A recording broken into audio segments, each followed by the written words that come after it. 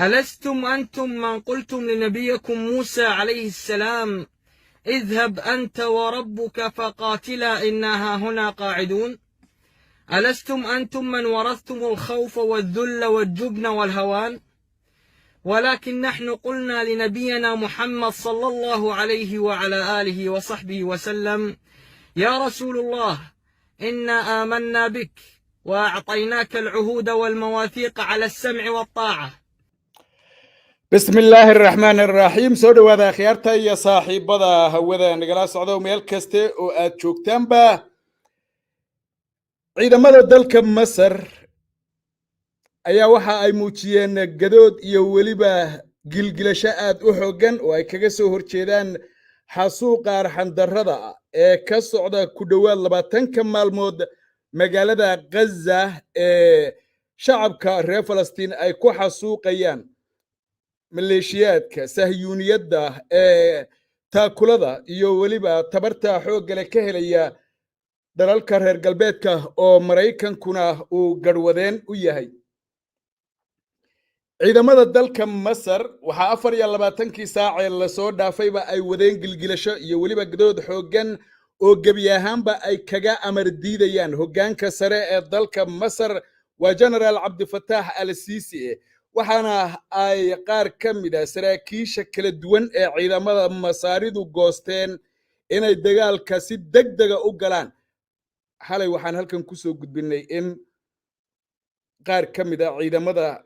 gaadiidka hubka culus xambaara ku jooga ay u jaahaysteen dhinaca iyo magaalada lagu magacaabo ama dhinaca Rafax oo ah halka ay xuduudda ka wadaagaan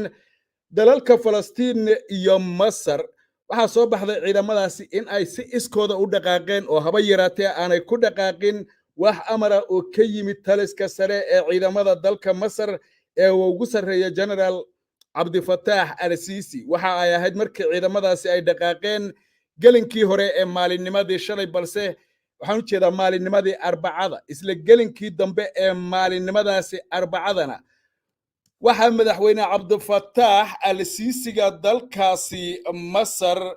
uu si degdega ku tegey oo weliba aan la sii sheegin. taliska qaybta afraad ee ciidamada dalka Masar oo ah kuwa halkan idinka muuqda waa maalinkii Arbacada ahayd. muuqaalka gelinkii dambe ayaa la qaaday sida ku qoran halkaasna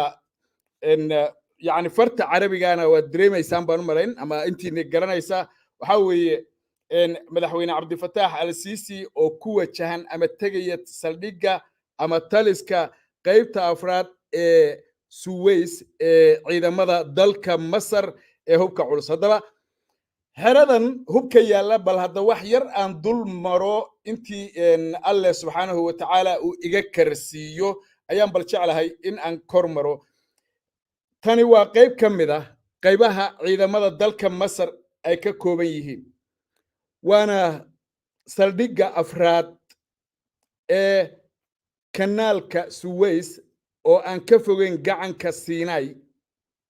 halkaasi waxaa saldhig u ah ama fadhiisin ku leh qaybta afraad ee ciidamada difaaca dalka Masar.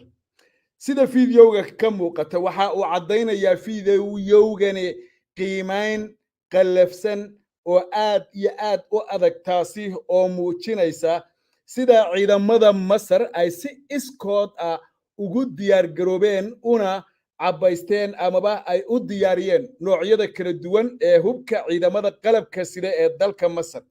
muuqaalku wuxuu muujinayaa ama soo bandhigayaa nidaamyada difaaca hawada ee kala duwan sida nooca loo yaqaano Buk ama Pul, Tor, Pechora 2M iyo sidoo kale Jabral. waxaa kale oo ay soo bandhigeen ciidamada dalka Masar noocyada difaaca gantaalada ridada dheer ee lagu magacaabo M270 Milaris iyo sidoo kale noocyada ay Masar farsamayso ee loo yaqaano Gradis M109 Hauser, kuwaasi oo awood u leh in ay duqeeyaan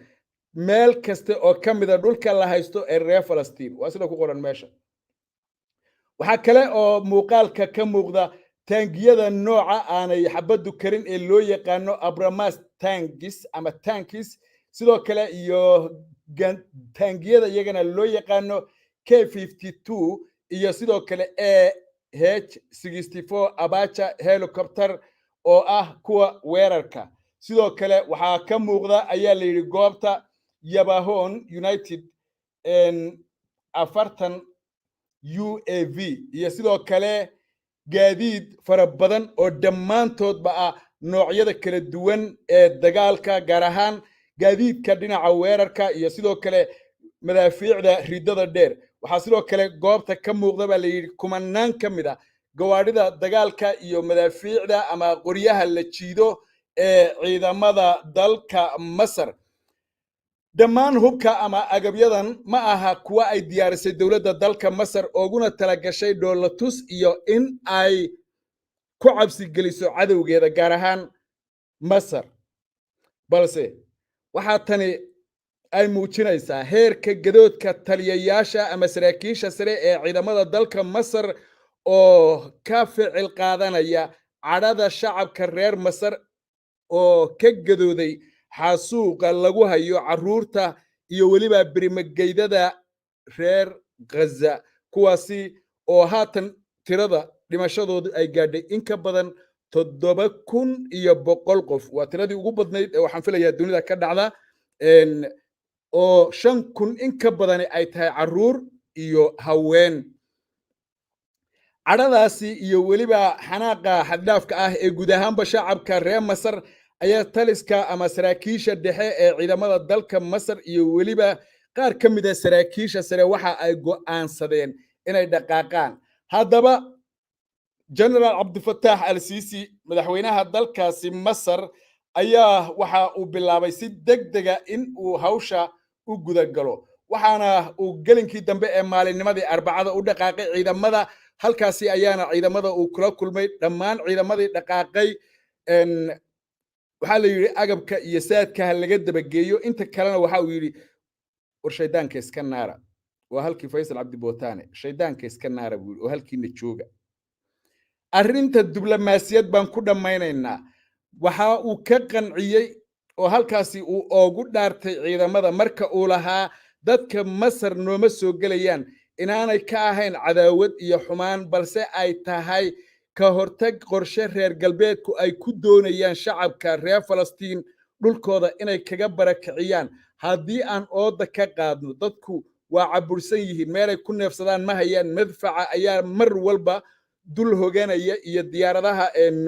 noocyadooda kala duwan way soo baxsanayaan buu qof harayana ma jiro si taas aan uga hortagno ayaan albaabka ugu dhuujinay nafaqayntooda iyo badbaadintoodana mas'uuliyad ayaa naga saaran gargaarkana waan gaarsiinaynaa si walba oo aanu ku joojin karna dagaalkana waan joojinaynaa haddii duruufta iyo dantu ay khasabto waxa idinku aad doonaysaana aniga ayaa idinku hogaamin doona laakiin shaydaanka iska naara halkiina jooga kuwa meeshaas tagayna meeshada waxooda loogu geynayaa dagaal lagu degdego ama dagaal ayna ka tashanin oo la qaadaahi cawaaqib xumo ayuu horseedi karaa sidaa daraaddeed annagoo hogaaminayna waxaan ka shaqaynaynaa oon idiin ballan qaadayaa buu yidhi in aan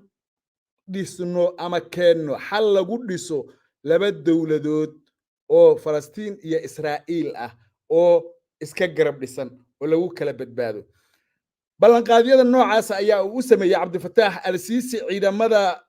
dalka Masar sida xogta aanu ku helaynana saraakiishu kuma ayna qancin waana uu diiday saraakiisha in uu xataa indhaha u guduudiyo oo in barta birta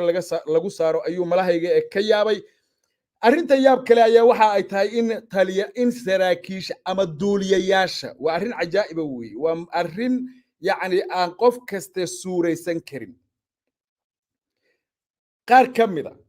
saraakiisha aan idhaahdo maxaan ku dhahayto duuliyayaasha diyaaradaha F-16 ka loo yaqaano iyo sidoo kale kuwa zuuga loo yaqaano ama Sukhoi 34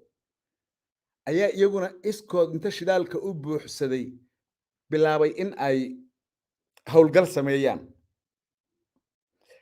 sargaal amre ma jiro taliye amre ma jiro madaxweynaha warkiiba daa ilaa markii dambe diyaaradihii kacay inta diyaarado kale laga daba diray lagu khasbay in dib loo soo celiyo oo la yidhi amar baad ku duuli dagaal ee hadda soo fadhiiso hadda keligaa ama 2 iyo 3 baad tihiine yacni waa waxyaabaha aan la ogeyn ee la qarinaya laakiin siyaabaha fudud meelaha uga soo dusaya waxaan idinla wadaagayaa mid ka mid ah ciidamada duuliyayaasha ah waa duuliye waxa uu wadaa diyaarad F-16 ah waxa uu go'aansaday oo isagu uu goostay iyo weliba saaxiibadii in ay iskood u duqeeyaan meel kasta oo suuragal ah oo Israa'iil maadaama dhiigga carruurta daadanaysa hooyooyinka dhiiggoodu daadanaya ee istaaga ka dhacaya kuwa gaajada u dhimanaya kuwa meelaha cidlada ku dhiig baxaya kuwa daryeel iyo daawo la'aanta u dhimanaya oo kumanaan gaadhay sidoo kale baahida iyo biyo la'aanta iyaduna waxa ay noqotay xadaaf dhammaan qof kasta oo reer Falastiin ana waxa uu noqday mid ku xukuman geeri aan badbaado lahayn waa sida muuqata ayaa iyaguna wiilashan yaryar ee reer Masar waxa ay goosteen in ama ay la dhintaan kuwa ama ay badbaadiyaan oo ay halkaasi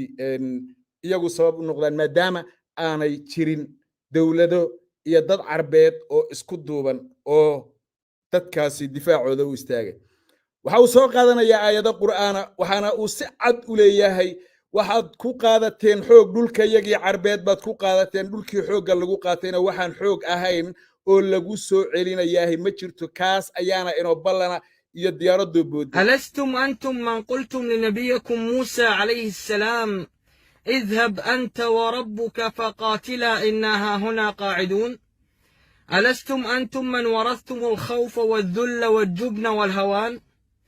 ولكن نحن قلنا لنبينا محمد صلى الله عليه وعلى آله وصحبه وسلم يا رسول الله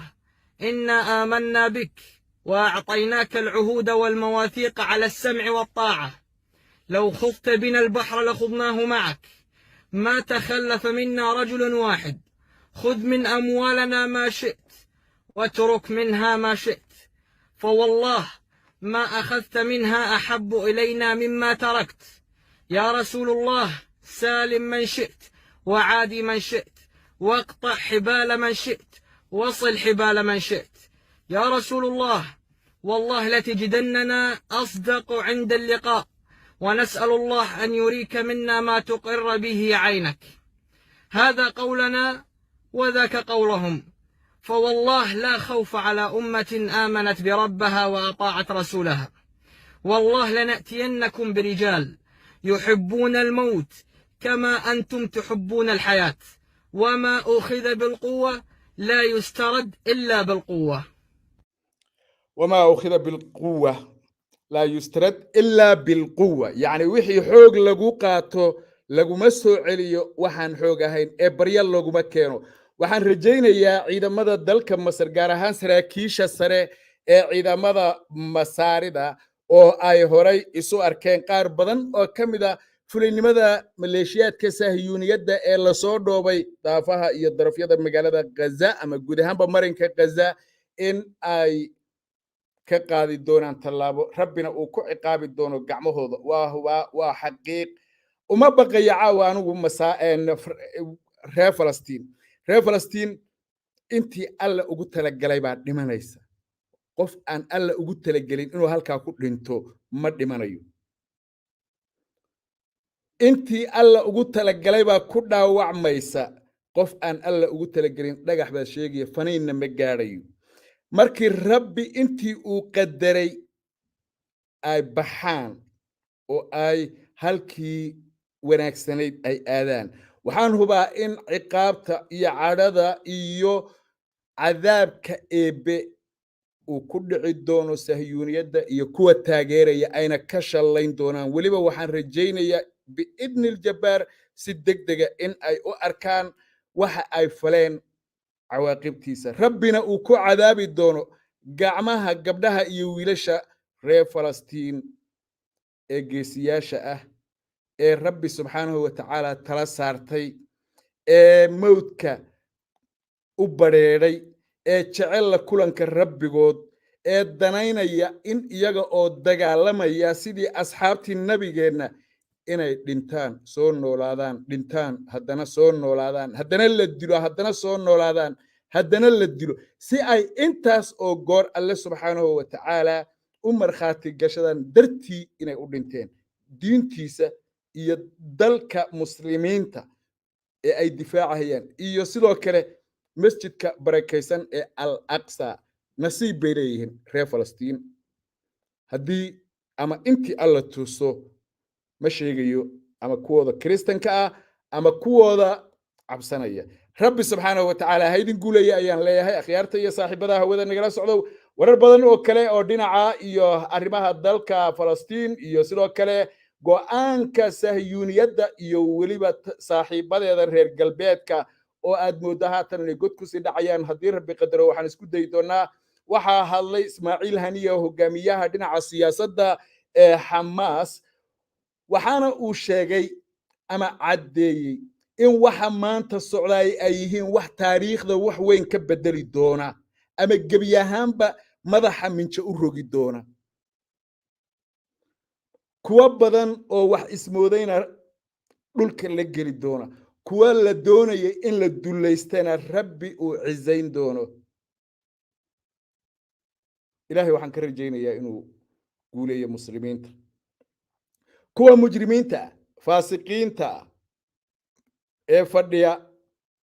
xukaamul carab sacuudigu baa ugu horeeya kuwa waxaan leenahay ilaahay ummadda ha ka qabto miyaad maqasheen wax sheegaya sacuudigii cir iyo dhul meel uu galay maca salmaankoodii maca kii dhalay ee ka weynaa ma garanaya magaciisii waxbaa la dhihi jiray maca kaas miyaa ha sheegin boqor cabdullaah urdun baa maalma hadlay war albaabka fur baa layidhi waxaas wuxuu yidhi waa wax kale afka un baan annagu ka hadallaa alla subxaanahu wa tacaala ha u fududeeyo dadka reer falastiin halganka ay ku jiraan ee xaqa ah rabbina ha solonsiiyo ixdal xusnayeyn labada wan wanaagsan rabbina ha ka dhigo kuwii mar walba gacanta sare yeesha gumadhoodana allaha sugo waa u ducaynaynaa waa garab taagannahay insha allahu tacaalana waxaa suuragala ama aan jeclaan lahaynba in aan noqonno iyagoo kale ama macooda waayo waa wax wanaagsan wey aad iyo aad baan idiin salaamaya khiyaarta iyo saaxiibada hawada nagala socdow tan iyo sarag maqal dambe fi amaanillah